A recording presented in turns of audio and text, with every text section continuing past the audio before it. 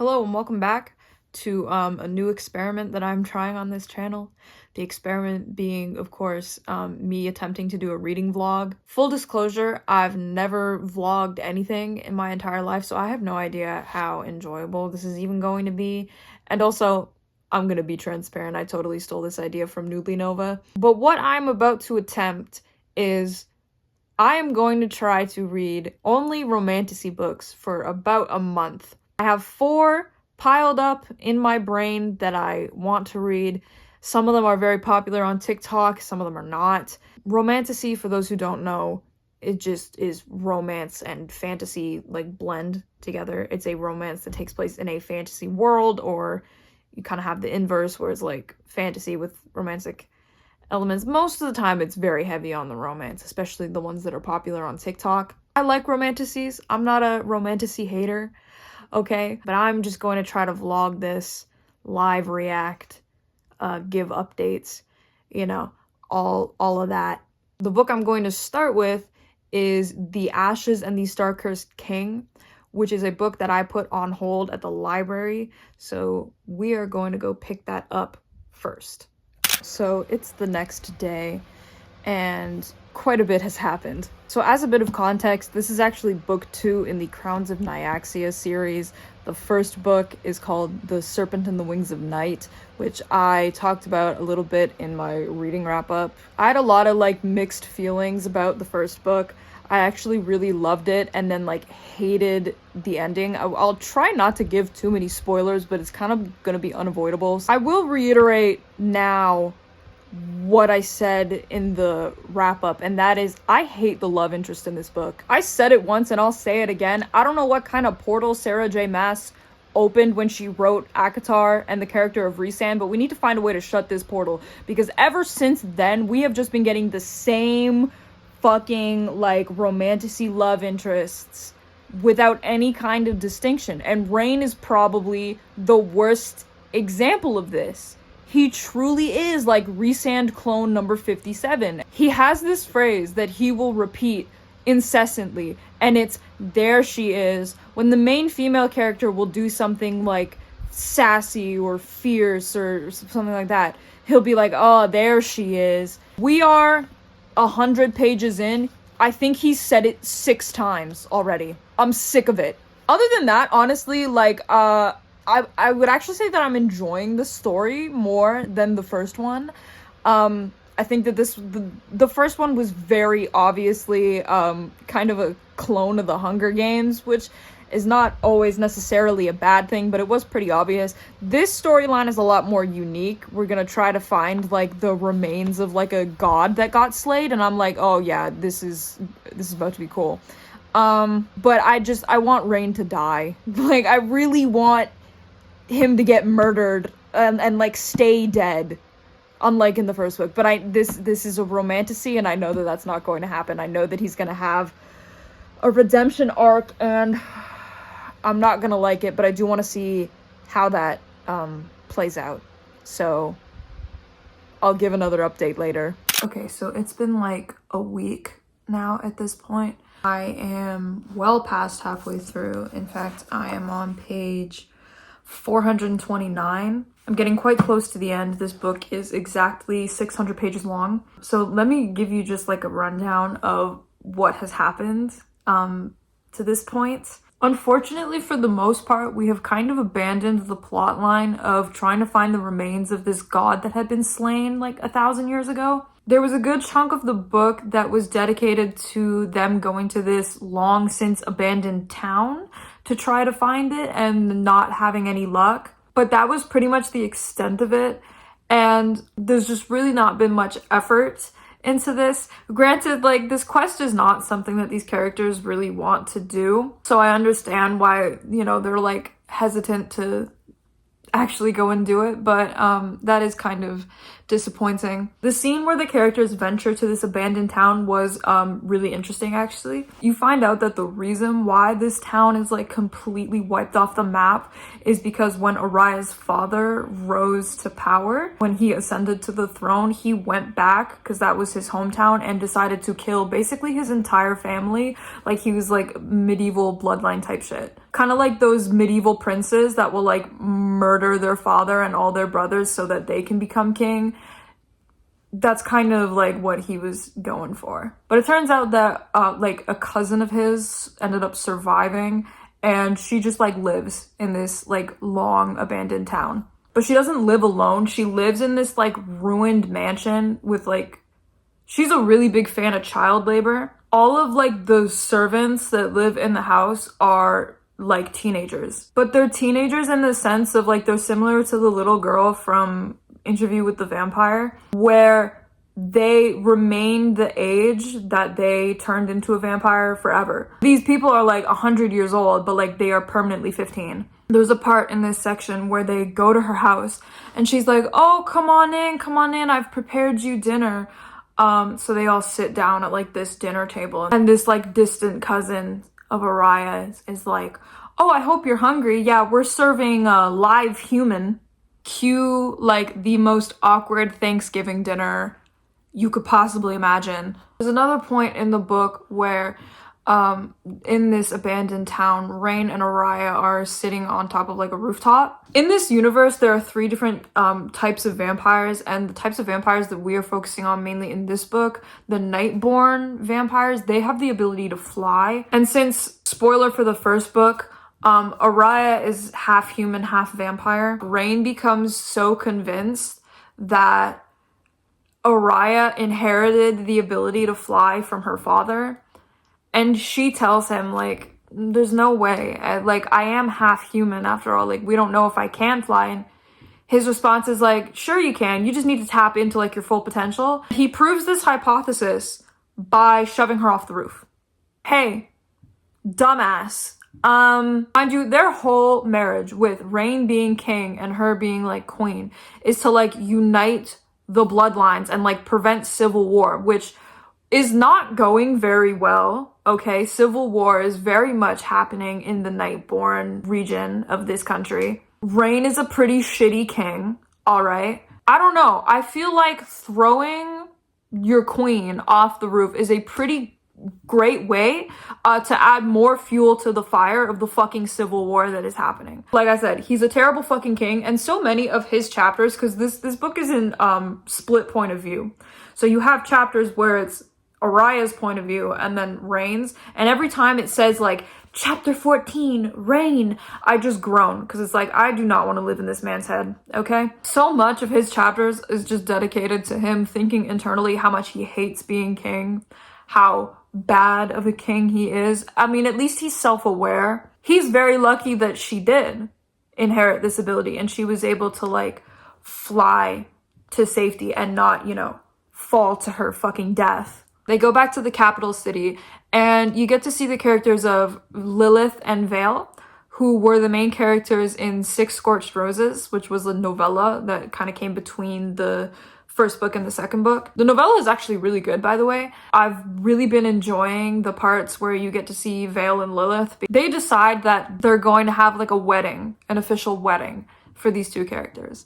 And at this wedding, vampire nobles who are like Rain's court, I guess, decide to stage a coup against him because they're like, you're a terrible king. Like, we can't trust you to be king because you're so terrible. That's kind of pretty much where I'm at. There was a scene where Miche, who is my favorite character by far in this entire series, she kills a prince that had been visiting for this wedding. So like one of the princes of the Shadowborn comes to visit for this wedding, and there's a scene where Miche like just fucking kills him, like she just like rips out his throat. It was pretty hardcore, not gonna lie. But you learn that they had a history together. He ended up like biting her, and she turned into a vampire. And she did not want to become a vampire, so when she met him again, she decided to just like brutally murder him in the palace. That scene was great, by the way. I love that. I have less than 200 pages left, so I think I'm gonna try my best to just like push through and finish it today. But overall, I think I actually am enjoying this a lot more than the first book. The concept is a lot more original than the first book. The first book was very obviously trying to like kind of leech off the Hunger Games. I still hate the character of Rain. Unfortunately cannot be a 5-star read just because I do not like Rain, and unfortunately nothing he does will redeem him for me. I'm sorry. But I am finding that like just despite everything that like I'm kind of having a blast reading this. This is really fun. I'm really enjoying this, honestly. And I think that the story is a lot stronger in my opinion. So I'm gonna go try to finish this as much as I can. Later I'm gonna try to watch the Mets versus Dodgers game 2. I've been rooting for the Mets this whole postseason. I love the Mets, honestly. Any team that gets a guy in a Grimace costume to throw a first pitch, I love that. I mean, what is there to say? Anyways, I'll see you for when that happens. Guys, I'm a fake temporary Mets fan. I thought the game was later tonight. It's right now. I missed the first like 4 innings. Oops. Well, the Mets are winning, so let's just hope that it stays that way for the rest of the game.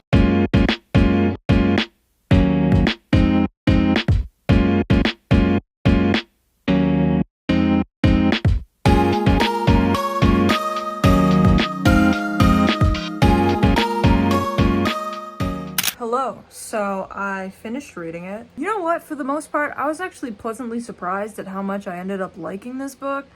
Because, full disclosure, I was fully prepared to hate it, especially considering how much I really disliked the ending of the first book. I would actually go as far to say that this is one of the rare occasions where the second book is actually better than the first book. The plotline with the Godblood actually did become relevant in the end, so I spoke a little too soon there. Y'all know I love it when authors actually use Chekhov's gun correctly. It's a very low bar for these TikTok writers to hit. But, you know, you love to see it when it happens. Unfortunately, I come to you with a very heavy heart when I say this, that Rain did survive to the end. It brings me no pleasure to say that. Frankly, there were many times in the book where I had my fingers crossed, praying that he would just fucking die, that he would get killed by a demon and stay dead, and we came close, ladies and gentlemen. We came really fucking close. But no, I should have known. All right, I did know deep down in my heart. Okay, this is a TikTok romantasy book. All right, we gotta set our expectations somewhere, and the expectations were that Rain, in fact, was going to be endgame, to my absolute utter disappointment. But overall, I liked it. I gave it a good 4 stars. With that said, the next book that I'm going to be trying to read is Powerless by Lauren Roberts. I bought this for like $5 at a used bookstore. Powerless has a lot of, let's call them mixed reviews. All right, yeah, let's put them like that. I remember watching a TikTok long before this was even published by the author herself, of her describing the plot of this then unpublished book. And the first thing that immediately came to mind while watching this was, this book is just Red Queen. Shamelessly, this book is just the plot of Red Queen with a couple of tweaks. Now, I'm not the only one that thought that. If you Google Powerless and Red Queen, you will find dozens of threads discussing the similarities between the two books. Now, I am going to give this book a fair shot. I really am going to try, but I do not have high expectations, only because I love Red Queen, okay? It's one of my favorite YA books of all time. We're gonna try it. We're gonna see. I'm gonna see how similar it is to Red Queen, and I'll give you all updates.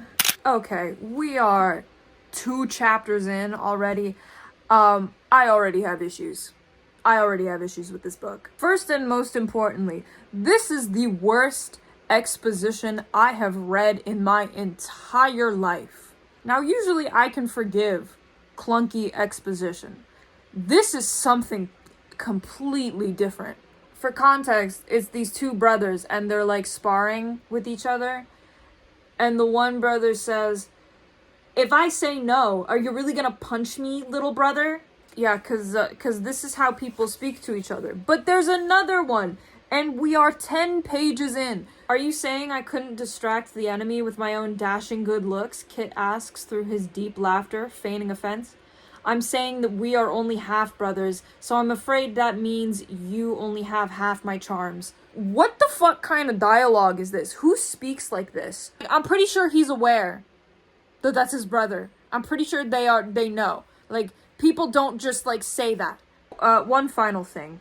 Is this a safe space? Is this a safe space for me to, speak my mind truthfully? I'm sick of the name Kai. This is the third book I've read just this year where the main male character's name is Kai. This is a note for all authors, for all romance authors. There are other male names out there. I don't know if you know that. Might be good to just like crack open a baby name book, perhaps. I apologize also to any real people watching this whose name is Kai right now. But it's just so many, and like the books that I've read are not even the only ones. There are more, especially Kai is a very popular male like romance novel name among books on TikTok. There are many more that there is an entire untapped well waiting for me on that clock app. Anyways, I'm going to try to power through and read some more of this. Okay, so hi, it's been a couple of days of absolute agony. I am on chapter 6. I'm not even 50 pages into this, and I'm thinking that this is gonna have to be a DNF. I don't believe truly that I have the strength inside of myself to finish this book. I'm sorry. That willpower has been buried so deep down inside of me and has been untapped since I had to read Matched in middle school. I have never been more uninterested in something in my entire life. My eyes are reading words on pages, but my brain, I could not begin to tell you what the fuck has happened in these 6 chapters because I will read it and then my brain will completely delete what I just read the second it registers. It's one of those fucking types of books. Getting to chapter 6 has been such a monumental feat in and of itself that I feel like I have dragged myself up the side of like Mount Everest. And for what? For nothing, really, because this is horrible. I should probably try my best to explain what this book is about before I completely end this section, because we're DNFing this. I'm sorry, I can't fucking do this. Powerless takes place in a world where this virus has ravished the lands, killed a bunch of people. Those who ended up surviving the virus, though, suddenly got these, like, magical abilities. So, I mean, yeah, that's like a mix of One Dark Window and the Young Elites. Everybody got, like, one specific, like, superpower. So you have some people who have, like, super speed or, like, super strength, or I'm pretty sure it's implied that one of the princes has, like, fire-wielding abilities. He's a pyrokinetic. That's a new one. Certainly never heard that one before. The main female character is this girl named Peyton. From all the promotional stuff that the author did before the book was published that I saw on TikTok, she hammered it in that the character of Peyton does not have any type of abilities, but that to, like, survive in this society where people with magic abilities are seen as better and those without are, like, heavily discriminated against, she taught herself to become very perceptive to trick people into thinking she was a psychic. But from the little that my brain has retained of these 45 pages, it's implied pretty heavily that Peyton is psychic.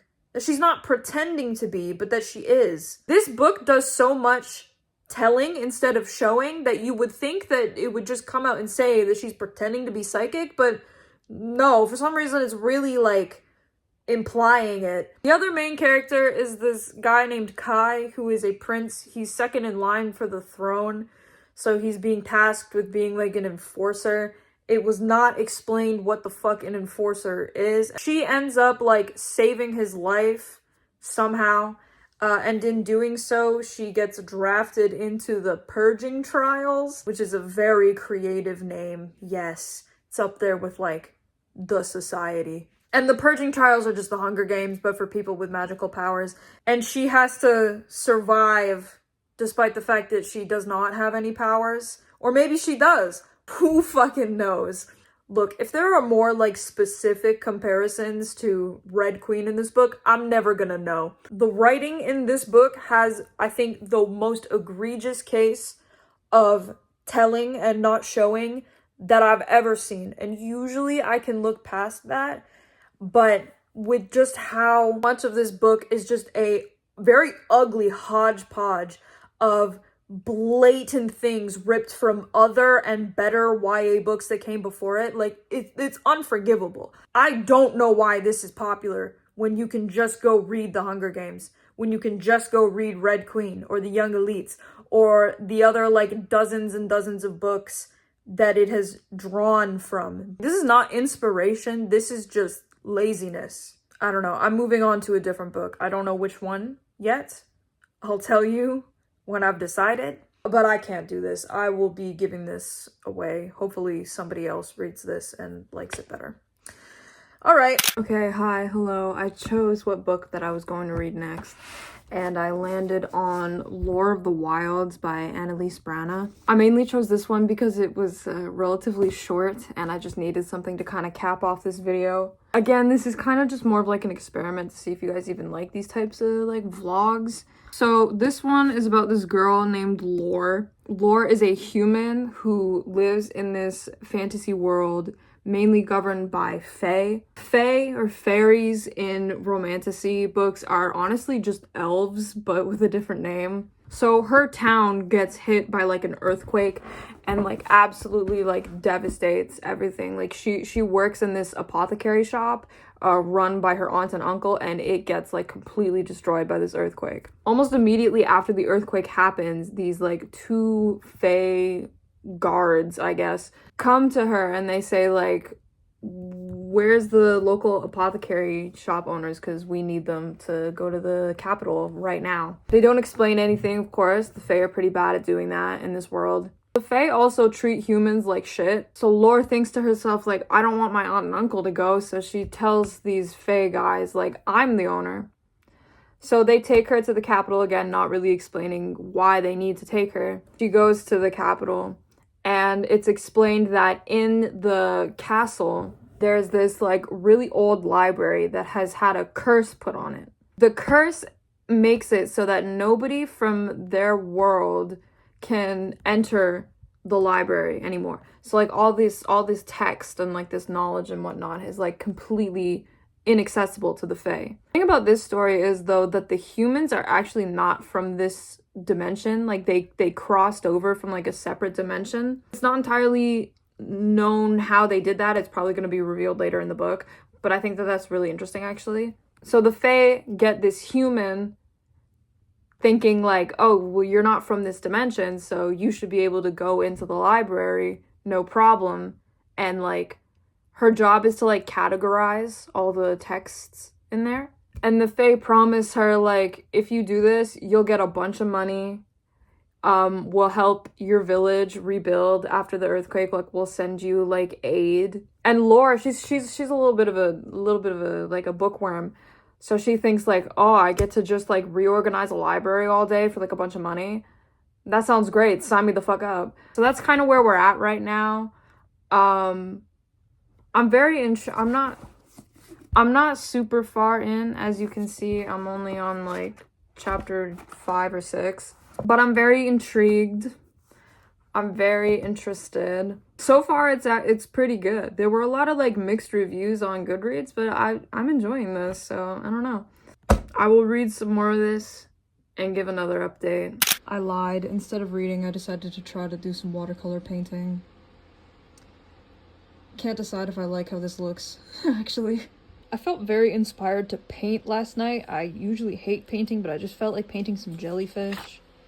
More jellyfish. I also drew this.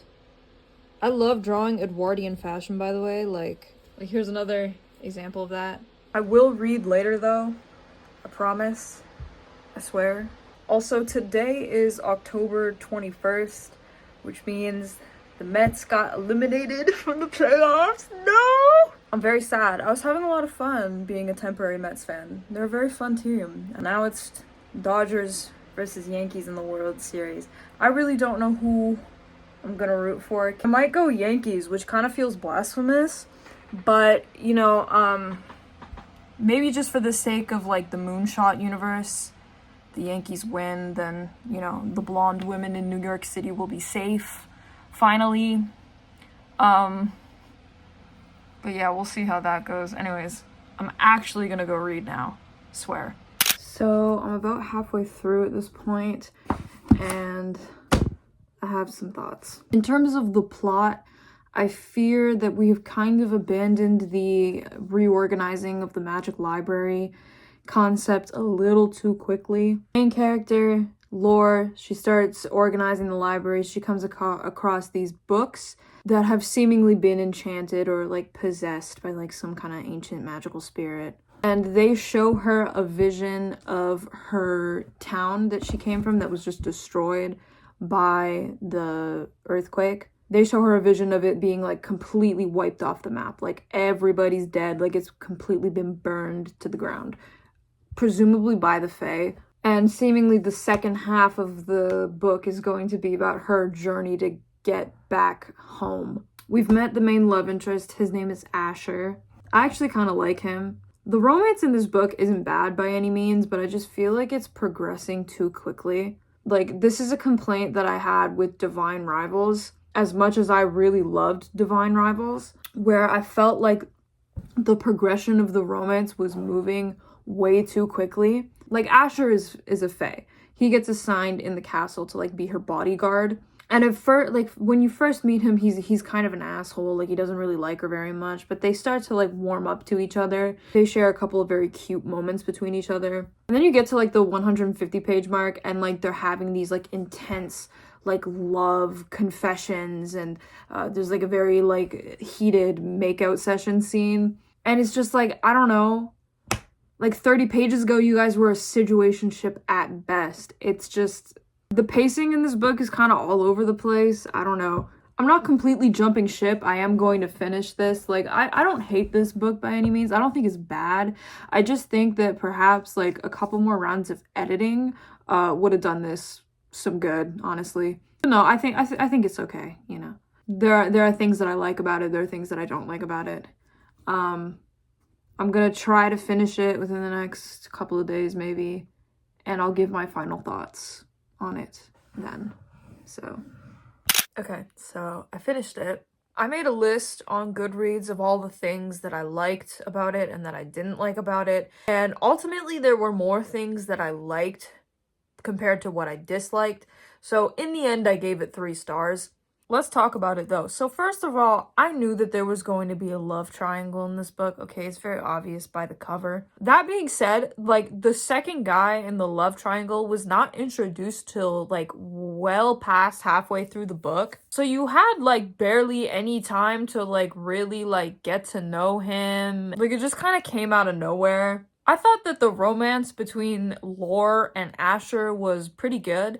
It moved way too quickly, as I said in the previous section, but, you know, I didn't dislike it until the end, but I'll get to that in a minute. But as for the other guy, Finn, they could never make me form an opinion about you. He was just kind of there. Like, I don't know. I feel like this book was trying to pull, like, an ACOTAR where, like, Asher was very clearly supposed to be the character of Tamlin, and then Finn is supposed to be Rhysand, and, you know, like, we switch halfway through the book. But I feel like that would have been better suited to happen in, like, a different... This is supposed to be a series, right? If it happened later in the series... I have never read ACOTAR, by the way. I tried to listen to the audiobook like 3 years ago. Didn't even get like 30% of the way through. The first 100 pages of this book are actually very good. I quite enjoyed them a lot. It's when she, like, escapes the castle to try to go back to her hometown that things kind of fall apart for me. And then you get to the ending. Okay, spoilers, skip ahead if you don't want to hear this, but spoilers. So it turns out Asher is actually not real. He was this shapeshifter dude who shapeshifted into this, like, completely different appearance. Turns out he was actually some, like, general that we had met, like, one time in the first couple of chapters, and he was, like, shape-shifting to disguise himself as some other guy to, like, gain Laura's trust and, like, be a spy. If that sounds really stupid and confusing, you'd be right. Again, maybe that twist could have worked. Maybe it could have been like, oh my god, if it had happened, like, later in the series. This was, like, just over 300 pages. Like, pacing issues in this book galore. But again, once I tallied everything up, I realized, yeah, there was more that I liked in this book than honestly that I disliked. I thought that this was thoroughly okay. If you're someone who likes to read for, like, vibes and, like, setting, I think you'll really like this, honestly, because the, like, foresty, cottagey vibes to the setting was one of the big things that I really loved about this book. But yeah, this concludes my first ever attempt at a vlog. Let me know if you guys liked this. Again, this was just an experiment. Tune in next video when I review the most batshit insane romance ever. You guys are in for a treat with that one. Okay, bye-bye.